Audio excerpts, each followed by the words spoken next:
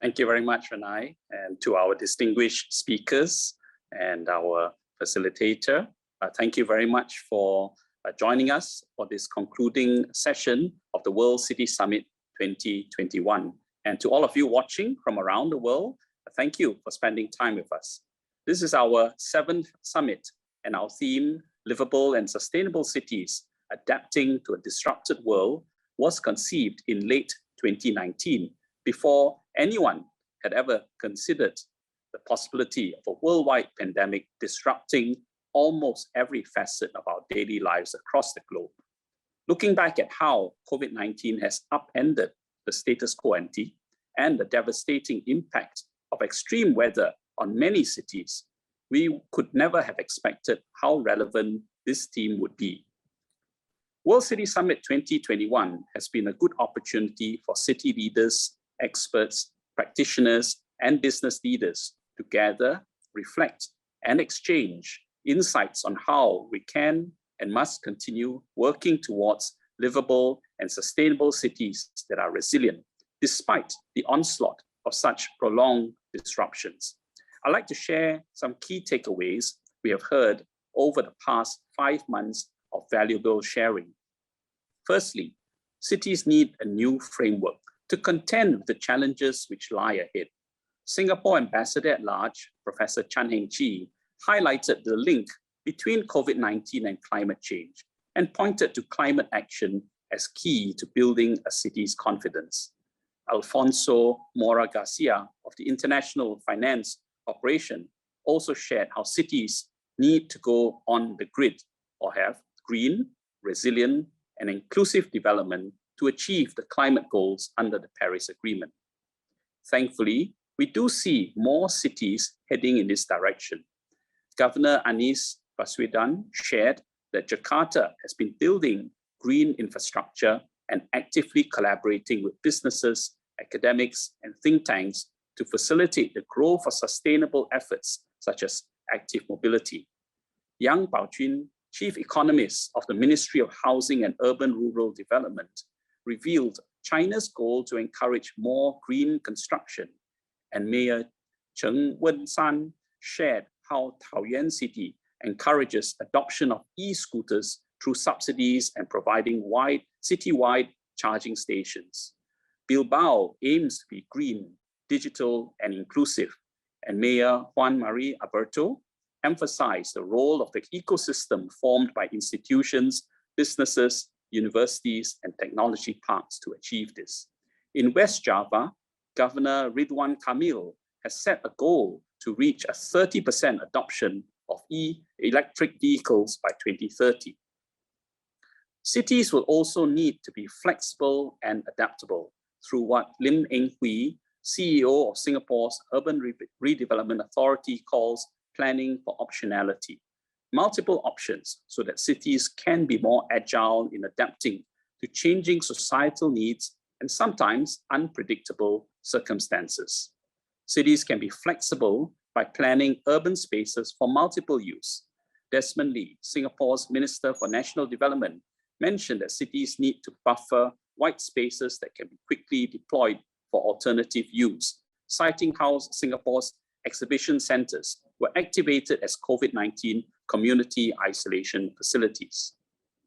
CEO of the Urban Land Institute, Ed Walter, shared that at the height of the pandemic, golf courses in Atlanta, Georgia, were open weekly to the public, and Rotterdam allowed restaurants to operate on the street without additional permits. A recurring theme throughout World City Summit 2021 was the need for a multidisciplinary approach to make our cities better. URA Chairman Peter Ho elaborated on the complexity of cities and how some actions may have led to unforeseen and often undesirable outcomes such as air pollution. He urged cities to be living laboratories with platforms for testing out new approaches and solutions. In the private sector, companies such as the Salt System and Jacobs have been integrating multiple sources of data to help cities tackle urban problems.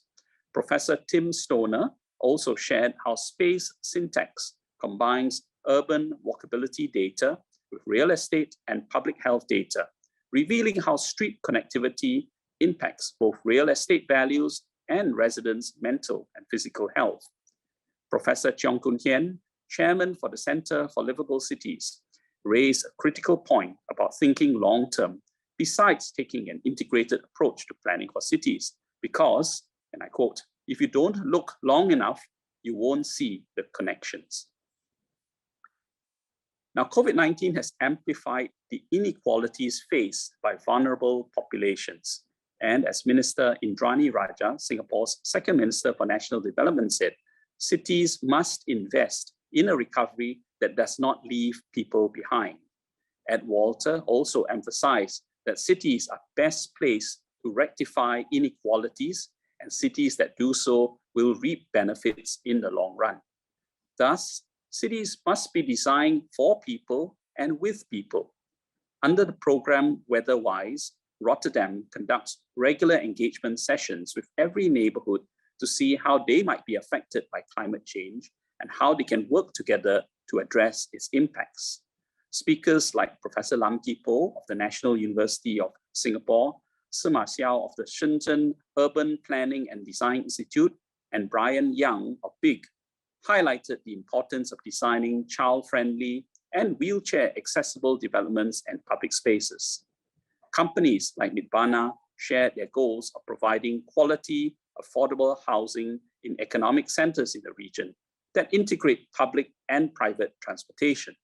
Separately, Amy Chester and Cheng Sing Yao of Guacoland noted that regular, honest, and transparent dialogue, even when officials do not know the answers, is critical in engaging people. While leveraging technology helps cities adapt to disruption, it needs to be human-centric.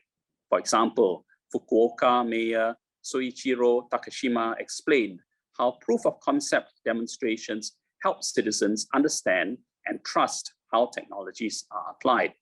Sensible City Lab Professor Kalu Ratti also recounted his experience in designing a facial recognition system that gave citizens the agency to opt out, and noted that allowing people to see the value of digitalization and shape its use increases user acceptance. The past 2 years have greatly challenged the status quo of cities and how they operate. However, as many have pointed out, and as this last panel discussion has shown, cities are still very relevant today and are key to helping the world emerge stronger from the disruptions. As a World City Summit community, we have shared that cities will need to adopt new frameworks centered on sustainability and resilience, be flexible and adaptable, take a multidisciplinary approach, and put people first if we are to continue thriving. We thank you for remaining connected with us from June till now, and with the help of technology, we have convened over 4,500 delegates from over 550 cities at World City Summit 2021 to date.